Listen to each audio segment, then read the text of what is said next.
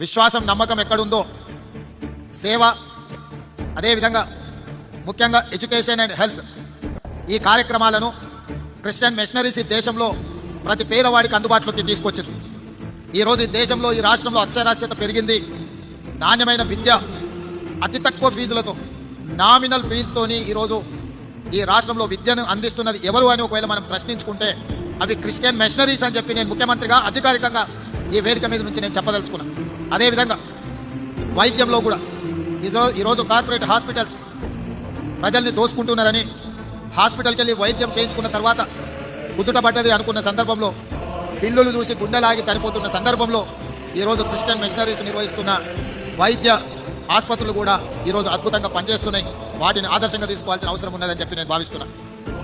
ఒక పక్కన విద్య, రెండవ పక్కన వైద్యం అందించడం ద్వారా సమాజానికి ఆదర్శంగా నిలబడి సమాజాన్ని ముందుకు నడిపిస్తున్న